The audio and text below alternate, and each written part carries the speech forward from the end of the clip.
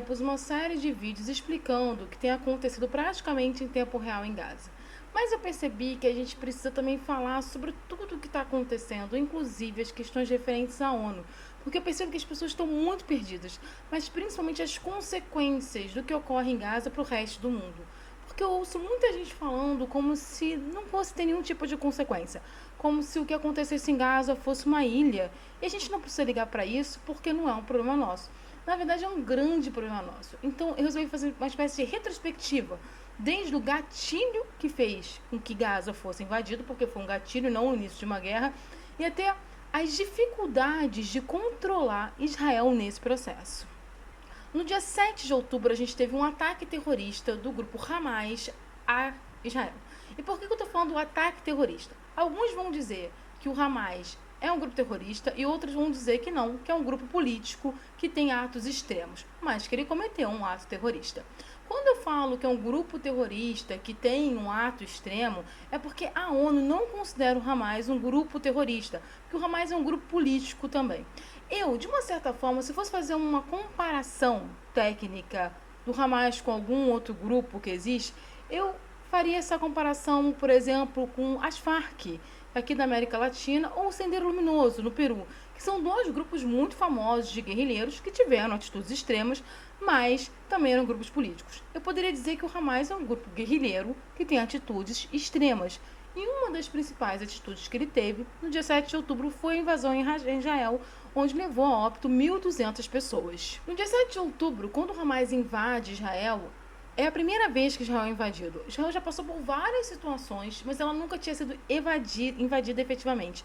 E além disso, foi um maior massacre contra os judeus desde a Segunda Guerra Mundial.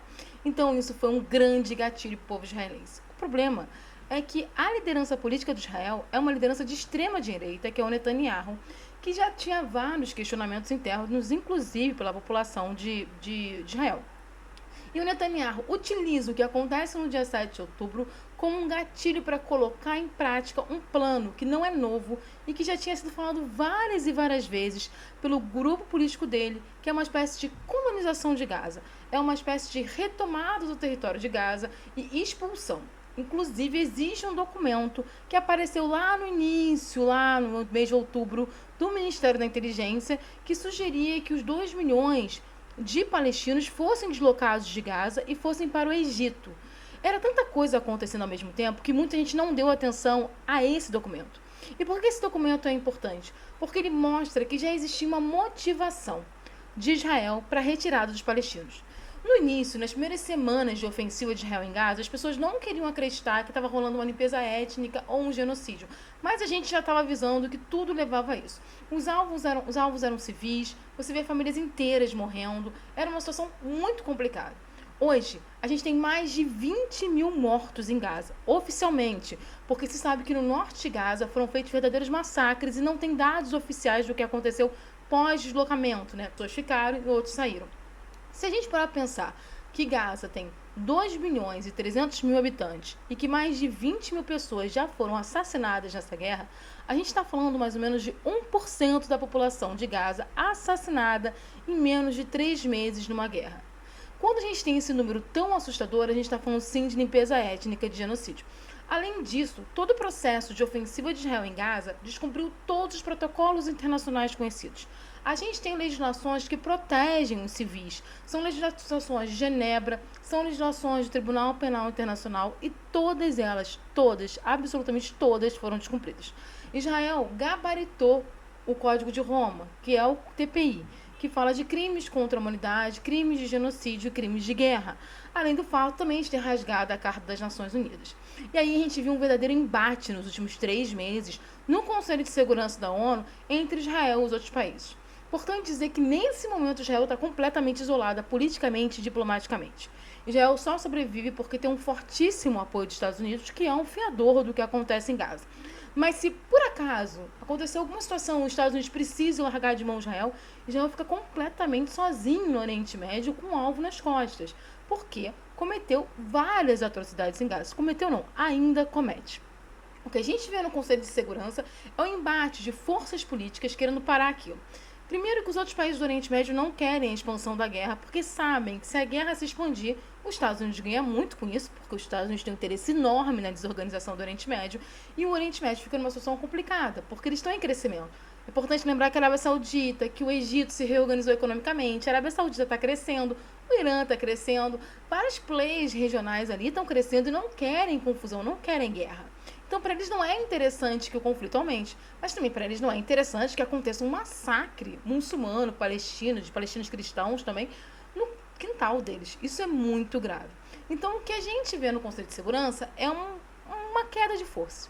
Israel diz que tem o direito de autodefesa porque foi atacado no dia 7. Só que o direito de autodefesa que está na Carta das Nações Unidas, que é o artigo 51 da Carta das Nações, você pode baixar essa carta em qualquer Google, tá?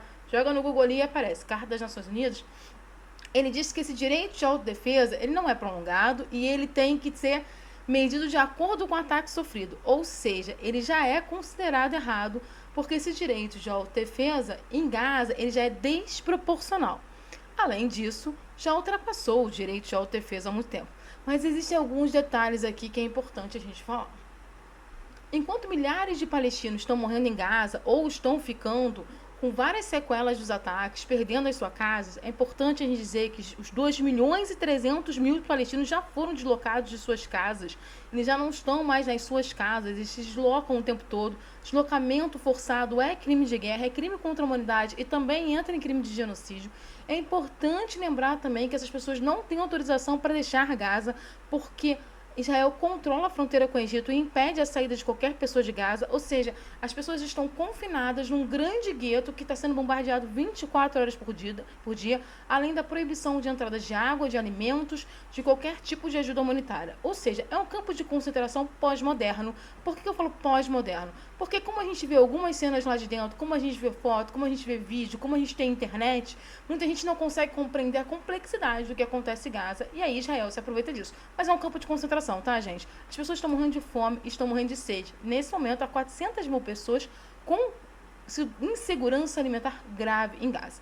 E, normalmente, quando se usa na guerra, a fome é genocídio. É bingo o tempo todo de crime de guerra, crime contra a humanidade e crime de genocídio.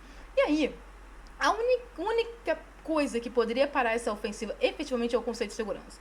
Sem uma grande guerra de grandes proporções na região, com os players ali que estão rolando ali. E aí, quando eu falo isso, como assim o Conselho de Segurança? O Conselho de Segurança é um grupo formado na ONU, onde você tem os 5 países que venceram a Segunda Guerra Mundial, e além deles, tem a galera rotativa que vai entrando. O problema desses 5 países é que eles têm direito a veto. Eles estão ali para sempre e eles têm direito a veto. E aí, se um dos países que está fazendo uma carnificina tem um parceiro ali, não vai acontecer nada. É o caso de Israel. Israel está fazendo uma carnificina. Mas seu principal fiador da carnificina é os Estados Unidos, que tem direito a veto. Toda hora que alguém apresenta uma resolução de cessar fogo, os Estados Unidos vai lá e fala, não, cessar fogo não, porque Israel tem o direito de fazer o que quiser lá. Na verdade, Israel é praticamente uma base militar americana no meio do Oriente Médio.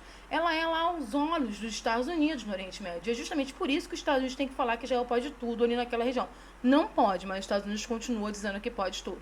E aí o que a gente tem no Conselho de Segurança é uma grande briga entre esses cachorros grandes. Por quê? Porque se você pegar a Carta das Nações Unidas, a partir do artigo 41 até o artigo 47, e aí você vai lá no Google e fala, Carta das Nações Unidas, vai mostrar muito claramente que o Conselho de Segurança tem sim poder de intervenção numa situação de guerra. Ele pode mandar tropa, ele pode mandar ajuda humanitária, ele manda os capacetes azuis, sabe? Aqueles que a gente conhece, que estavam no Haiti, que estavam agora no Congo. Ele tem poder de intervenção. Só que para ele ter esse poder de intervenção, a resolução tem que chamar esses artigos. E aí, nenhuma resolução que chama qualquer um desses artigos é aprovada ou consegue sobreviver ao veto americano. E para piorar, quando a gente se põe a palavra cessar fogo, também não sobrevive ao veto americano. Então você tem um grande problema. Você tem o Conselho de Segurança da ONU que não consegue fazer o trabalho da ONU, que é impedir crimes contra a humanidade e novos genocídios, e ao mesmo tempo você tem os países no entorno ali de Gaza, mesmo que as populações queiram que eles se envolvam na guerra, os líderes desses países não querem se envolver na guerra porque eles sabem que não tem condição de iniciar uma grande guerra contra os Estados Unidos, porque os Estados Unidos vai ajudar ali, vai entrar nessa guerra de braços abertos com Israel. E aí o que a gente tem, na verdade, é a única forma de parar Israel através da guerra de informação, mostrando todas as monstruosidades que Israel faz. Só que a impressão também é que Israel não liga para isso. E eu não tô, quando eu falo Israel, eu não estou falando do povo de Israel, apesar de ter uma grande aprovação da população israelense para a guerra, mas o governo de Israel. Porque você ainda tem um outro problema nessa história. O Netanyahu precisa da guerra para continuar no poder. Israel tem uma série de processos. E ele, de corrupção, desvio de dinheiro, é assim, então outro bingo da criminalidade. E aí, ele precisa ser julgado, ele pode ser preso, mas se ele estiver na presidência, não vai rolar. Na presidência não, desculpa, se ele for primeiro-ministro, porque lá é primeiro-ministro, não vai rolar. O presidente é outro lá, que também é a favor do que acontece em Gaza. E aí, ele se mantém no poder com ofensiva em Gaza. Ele precisa que a guerra continue. E é justamente por ele precisar que a guerra continue que ele não está muito preocupado com os reféns. O que sustenta a ofensiva em Gaza de Israel é o fato de que tem reféns, que inicialmente eram 240 reféns israelenses lá em Gaza, que foram capturados pelo Hamas do dia 7 de outubro. E se tem refém, ele tem que chegar e entrar em guerra para retomar os reféns. Só que todo mundo já percebeu que ele não está nem aí para os reféns. Ele não faz nenhum tipo de trabalho de inteligência para tirar os reféns de lá. Os reféns só saíram, alguns deles, porque houve um trabalho do Catar que fez uma mediação entre o Hamas e Israel para fazer troca de reféns, troca de prisioneiros e reféns. Mas foi muito pouca gente. Além disso, descobriu nesse processo que reféns tinham falecido porque foram bombardeados por Israel. A coisa é tão louca que Israel chegou ao ponto de matar 3 reféns israelenses que por algum motivo tinham conseguido fugir do cativeiro ou estavam andando. Eles estavam com bandeiras brancas e eles foram assassinados porque foram confundidos com palestinos. Porque a ordem do exército israelense é matar qualquer coisa que ande em Gaza, porque a ordem é limpeza étnica. Por trás de todo esse imbróglio, por trás de toda essa confusão que acontece, o que a gente vê de fato, a única coisa que é um fato inquestionável, é que Israel promove em Gaza uma limpeza étnica, um genocídio, com vários crimes de guerra e crimes contra a humanidade. E isso não é uma questão subjetiva. A gente tem relatores da ONU que já falam em termos de genocídio, tem investigação ativa no Tribunal Penal Internacional, todos os players em volta falam em genocídio e os números falam em genocídio. Se você tem 1% de uma população que foi assassinada em menos de 3 meses por um outro país, você está falando de um processo de limpeza étnica e genocídio que é gravíssimo no século XXI. Para vocês terem noção do que são os números de Gaza, é considerada a maior tragédia com civis desde a Segunda Guerra Mundial, de forma proporcional. É a maior morte de civis. É a maior tragédia do século XXI no momento e se junta com uma das maiores tragédias do século XX, sendo que na Segunda Guerra Mundial não existia legislação de proteção aos civis.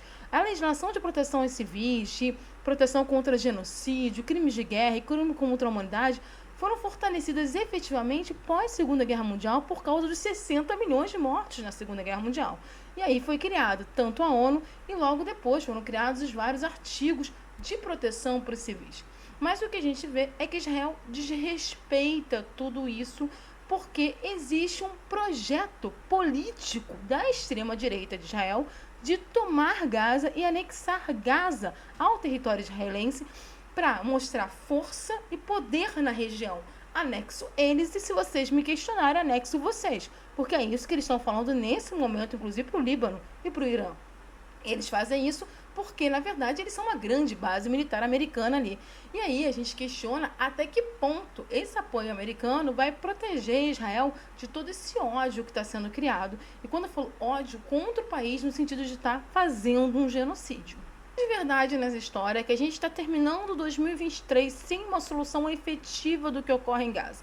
Não há de fato uma solução. O Conselho de Segurança conseguiu aprovar uma resolução de ajuda humanitária com uma intervenção da ONU, que não é lá muita coisa, mas já ajuda bastante, porque impede essa atuação de Israel que chega ao ponto de impedir a entrada de água em Gaza, mas a gente não tem uma atitude efetiva de intervenção em fim da guerra.